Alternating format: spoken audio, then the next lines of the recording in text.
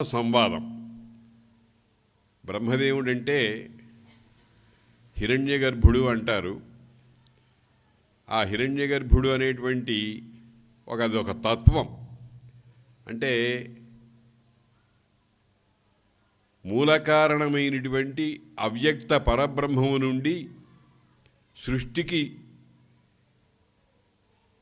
తగినటువంటి ఏర్పాట్లు చేయటానికి ఆ అవ్యక్త పరబ్రహ్మమే మూడు గుణాలతో మూడు స్వరూపాలుగా ఏర్పడితే అందులో బ్రహ్మ సృష్టికర్త, రజోగుణం.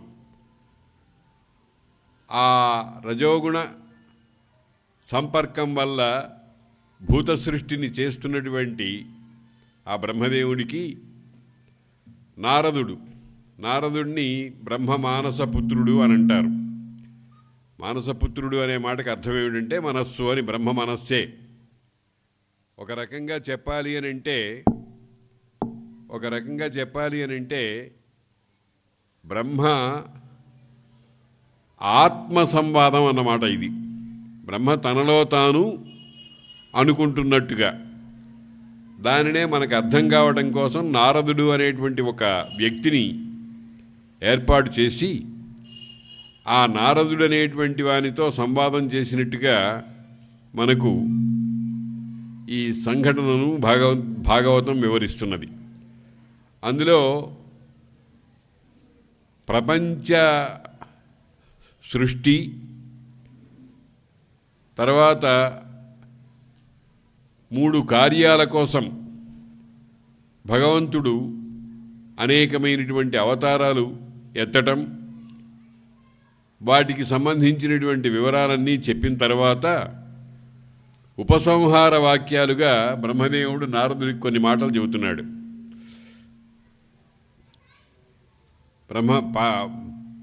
పరమాత్మ శ్రీమన్నారాయణుడు ఆయన 3 రకాలుగా అనేక విధాలుగా భూలోకంలో అవతరిస్తూ ఉంటాడు 3 పనులు సాధించడం కోసం. ఆ 3 పనులు మనం అనేక పర్యాయాలు చెప్పుకున్నాం. శిష్ట రక్షణ, దుష్ట శిక్షణ, ధర్మస్థాపన అనేవి.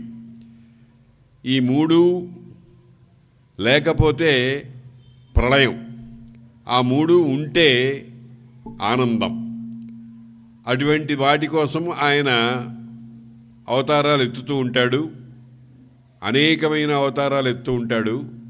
అయితే అందులో కొన్నిటిని మాత్రమే మేము చెప్పగలము అన్నారు బ్రహ్మదేవుల వారు. అన్నిటినీ మేము చెప్పలేము, కొన్నిటి మాత్రమే చెప్పగలము అని అన్నారు.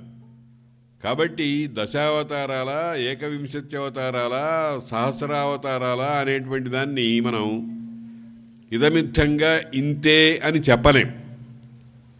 చెప్పడానికి యోగ్యమైనటువంటి స్థితి కలిగినవి కొన్ని మాత్రమే. భగవద్గీతలో ఒక మాట అన్నారు, విభూతి అని. విభూతి అనేటువంటి మాట ఒకటి ఉంది. విభూతి అని అంటే విశేషముగా ఏర్పడుట అని అర్థం. అనేకమైనటువంటి స్వరూపాలతో ఏర్పడుతూ ఉంటాం.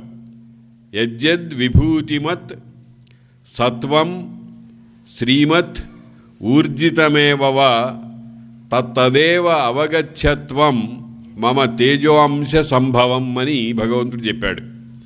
ఈ సృష్టిలో ఏది విభూతియో, ఏది సత్వమో, ఊర్జితము మంచి శక్తితో కూడినటువంటిదో, తత్తదేవ అవగచ్చత్వం మమ తేజోంశ సంభవం, నా తేజస్సు యొక్క అంశముతో ఏర్పడినదిగా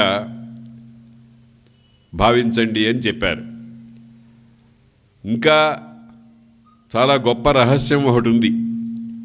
భగవంతుని అంశ లేని జీవుడు, ప్రాణి సృష్టిలో ఏమీ లేదు. స్థావరం కానీ జంగమం కానీ అంతా భగవన్మయమే. అయితే కొన్ని బాగా కనిపిస్తాయి, కొన్ని ఉన్నట్టుగా తెలియవస్తాయి, కొన్ని కనపడవు. సృష్టిలోనే చూడండి, అనేకమైనటువంటి పదార్థాలు ఉంటాయి. ఇప్పుడు ఒక ఫలం ఉందనుకోండి, ఆ ఫలంలో రసం అనేటువంటిది అవ్యక్తంగా ఉంటుంది. దాన్ని వ్యక్తం చేసుకోవడానికి మనం ప్రయత్నం చేస్తాం.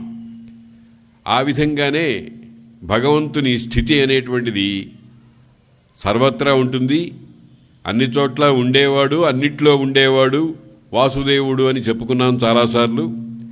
అటువంటి అవతారాలు బాగా చక్కగా స్ఫుటంగా తెలియవచ్చేటువంటి అవతారాలు 21 21 ఉన్నాయని అన్నారు.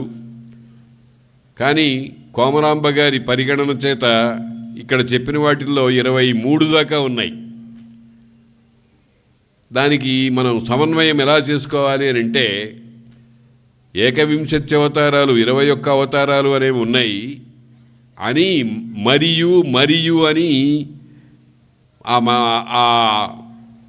2-3 అవతారాలు ఎక్కువగా ఉన్నాయనే అవతారాలను చెప్పినప్పుడు పోతన గారు ఏం చేశారంటే, అయ్యా 21 అవతారాలు అనేటువంటిది స్థూలమైన పరిగణనయే కానీ ఈ పరిగణనకు ఒక అంతు లేదు అనేటువంటి విషయాన్ని ఇంకొక 2 ఎక్కువగా చెప్పి మనకు సూచించేశారు. దాన్ని ఆ మాటల్ని తర్వాత వాక్యాల్లో కూడా చెబుతున్నారు.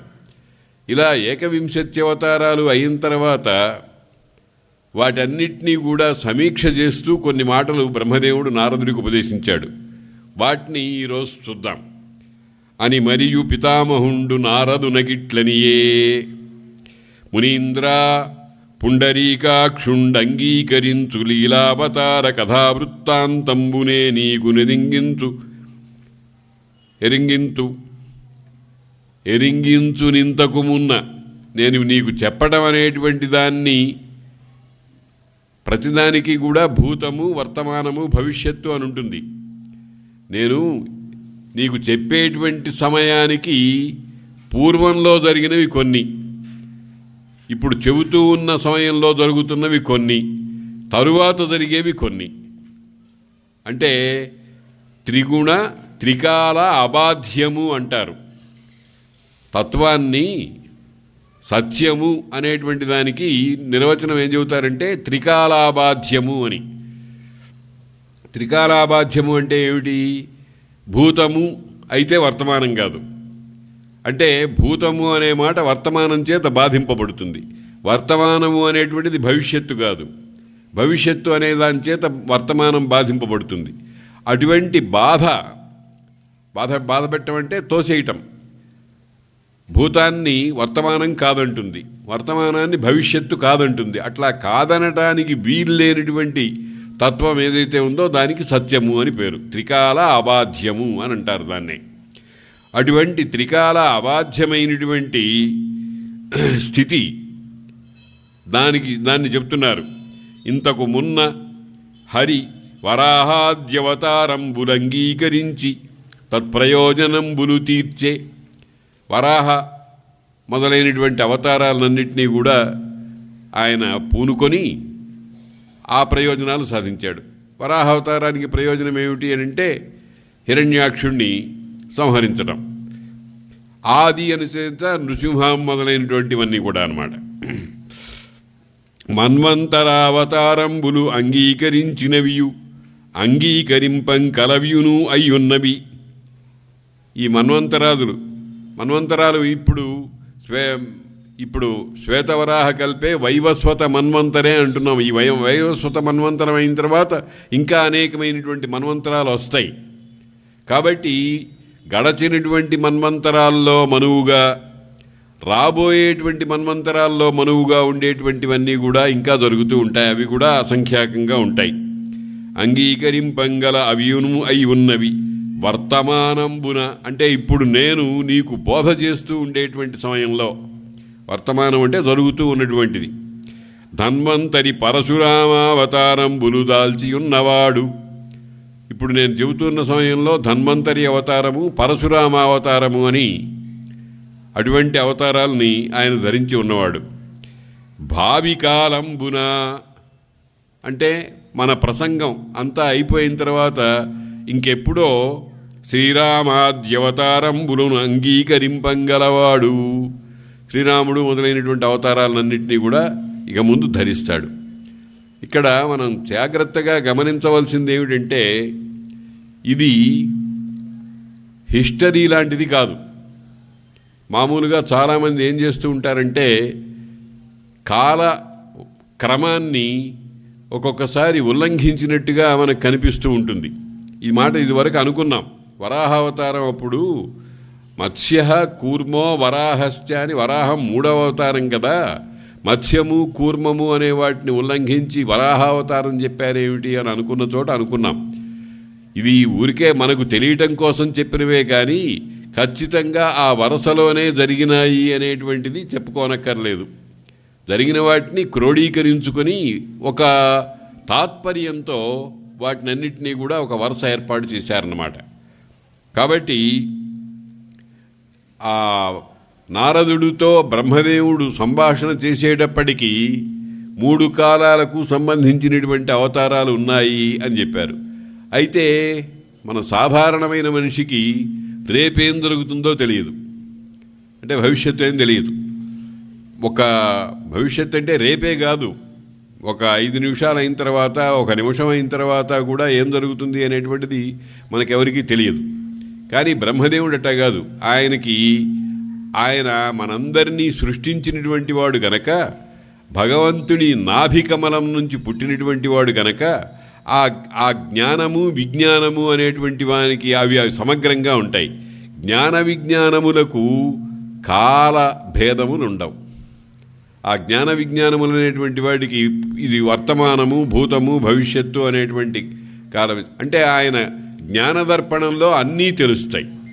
అందుకనే చూడండి, పురాణాల్లో మన అక్కడక్కడ కొన్ని సన్నివేశాల దగ్గర దివ్య జ్ఞానంతో చూశారు అని చెబుతూ ఉంటారు. జరగబోయేటువంటిది, రాబోయేటువంటిది అప్రత్యక్షం, అంటే ఇప్పటికి మనకు తెలియదు. ఆ తెలియనిటువంటి దాన్ని కూడా ఋషులను సృష్టించినటువంటి వాళ్ళు, మరి దివ్య శక్తులు కలిగినటువంటి వాళ్ళు, దేవుడు అనడానికి యోగ్యత కలిగినటువంటి వాళ్ళు, భగవంతుడు అనడానికి యోగ్యత కలిగిన వాళ్ళు చాలా చక్కగా అన్నిటినీ తెలుసుకుంటారు. దాన్నే సర్వజ్ఞత అంటారు. మానవుడు, జీవుడు అల్పజ్ఞుడు, భగవంతుడు సర్వజ్ఞుడు. ఆ సర్వజ్ఞుడైనటువంటి వాడికి భవిష్యత్తు తెలియదు అనడానికి లేదు, ఆయనకి అన్నీ తెలుసును. కాబట్టి ఆయన సృష్టిస్తూ ఉంటాడు. ఒక చిన్న ఉదాహరణ మనం తీసుకోవచ్చు.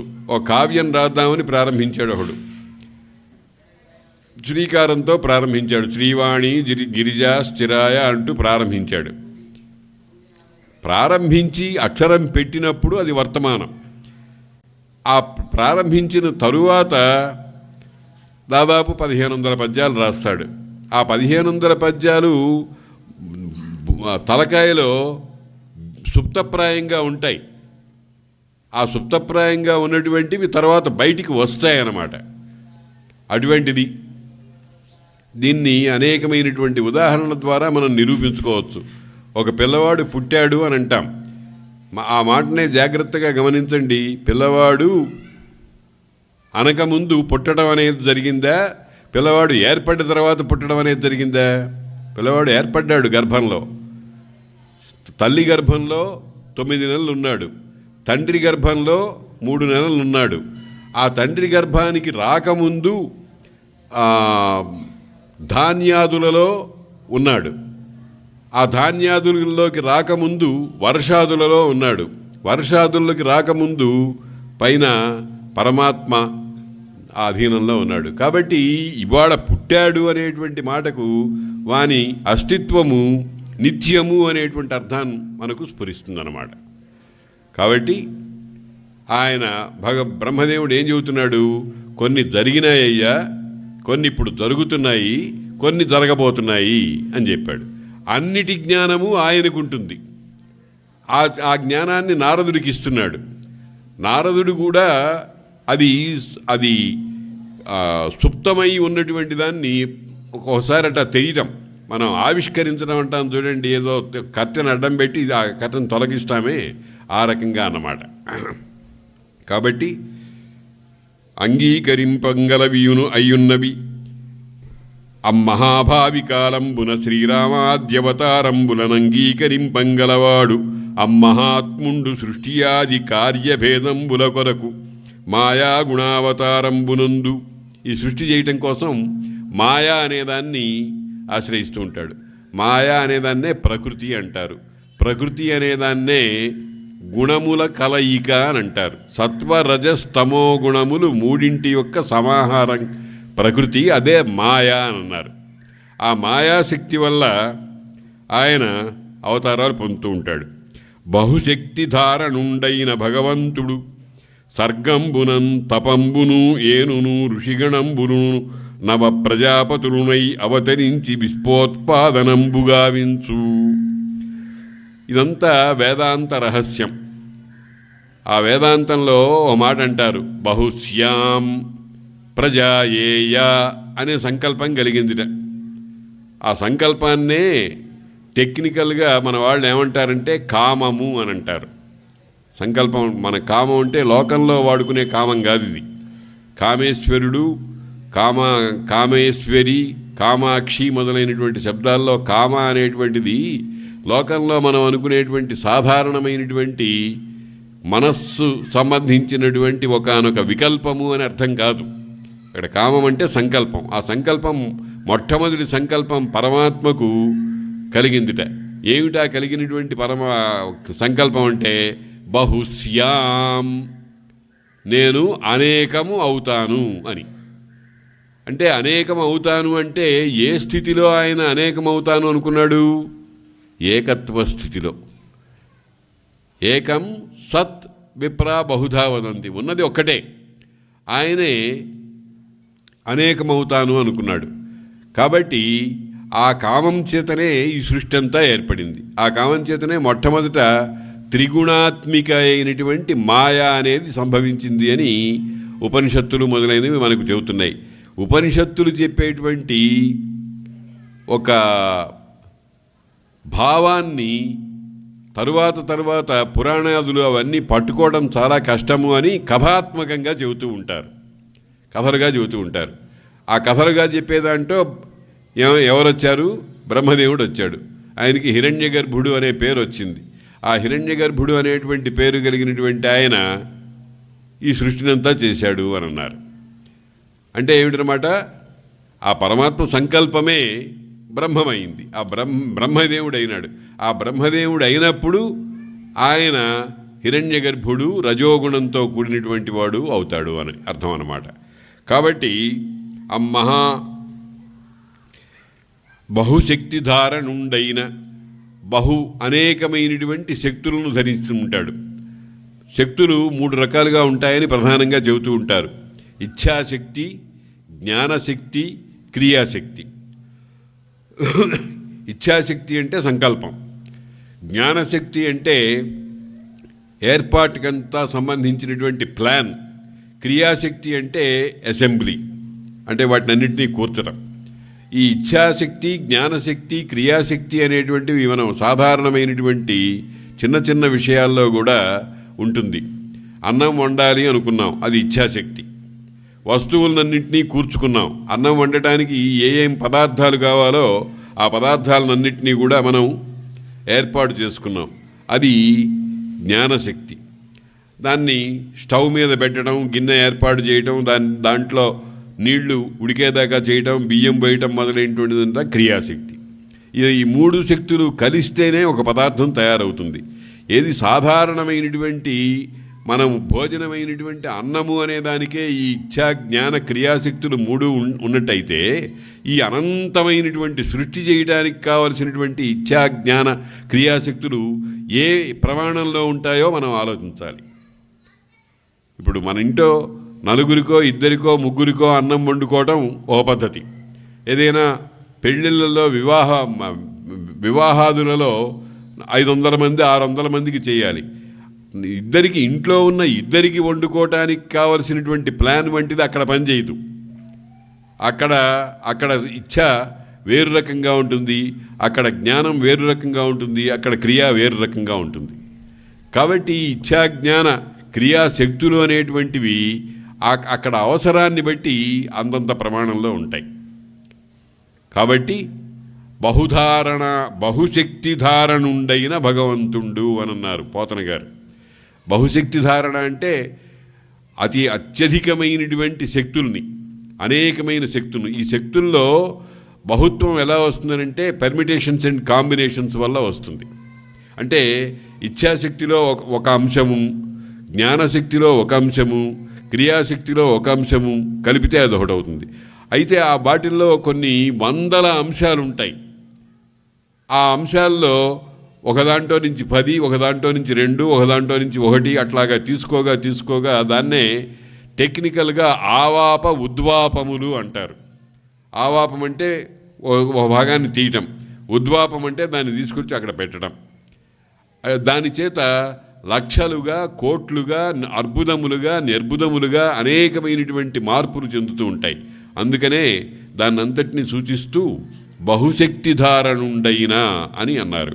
బహుశక్తిధారణుండైన భగవంతుండు సర్గంబునన్ సృష్టి విషయంలో తపంబును ఏనును ఋషిగణంబులును నవ ప్రజాపతులునై అవతరించి విశ్వోత్పాదనంబుగా వించు. ఆ పరమాత్మయే కొంతమందిని ఏర్పాటు చేశాడు. మొట్టమొదటిగా తపస్సు అంటే ఆలోచన, తీవ్రమైనటువంటి గాఢమైనటువంటి భావన, ఒక దానిని గురించి నిరంతరంగా మనస్సుని కేంద్రీకరించి భావన చేయడానికి తపస్సు అని పేరు. ఆ తపస్సు చేసేటప్పుడు ఇతరమైన విషయాలేమీ మన స్ఫురణకు రావు. తపస్సులో కూర్చున్నటువంటి వాడికి ఆకలి దప్పులు ఉండవు, ఎండ వాన మొదలైనటువంటి వాటి బాధలు ఉండవు, క్రూర మృగాలు వస్తాయేమో అనేటువంటి చూపు ఉండదు. వాని లక్ష్యం ఒక దాని మీద మాత్రమే అతని త్రికరణాలు లగ్నమై ఉంటాయి. దాన్నే తపస్సు అని. తపస్సు అంటే కాలిపోవటం అని అర్థం అన్నమాట.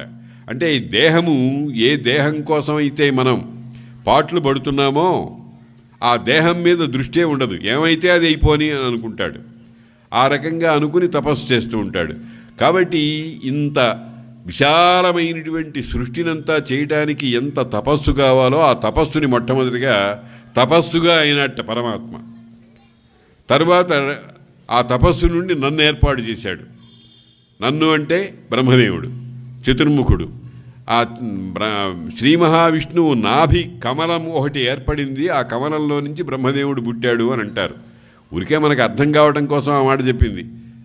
అంటే శ్రీ మహావిష్ణువు పడుకున్నాడు, ఆ పడుకుంటే మధ్యలో బొడ్డు ఉంది, ఆ బొడ్డులో ఒక పద్మం ఉంది, ఆ పద్మంలో నుంచి బ్రహ్మదేవుడు పుట్టాడు అని మనం చిత్రపటాల్లో వేసుకుంటున్నాం. కానీ ఆ వ్యాప్తి అనేటువంటిది మనకు అర్థం కాదు. శ్రీ మహావిష్ణువు ఎంతవాడై ఉండాలి, ఎన్ని గజాలు పొడవు, ఎంత బరువు, ఎన్ని కేజీలు బరువు ఉంటాడు అని అంటే లెక్కలేదు కాబట్టే ఒక మాటతో చెప్పి ఊరుకున్నారు వాళ్ళు. అందుకంటే దిక్కులేదు కాబట్టి ఏమిటా మాట చెప్పారు? అప్రమేయుడు, ఏ కొలతలకు అందని వాడు అని చెప్పాడు. ఏ కొలతలకు అందని వాడైనటువంటి ఆ పరమాత్మ మొట్టమొదటి తపోరూపం పొంది తరువాత బ్రహ్మరూపాన్ని పొందాట. ఇక్కడ మనం గమనించాల్సింది ఏమిటంటే బ్రహ్మ వేరు పరమాత్మ వేరు కాదు, పరమాత్మయే వేషం వేసుకున్నాడు అన్నమాట.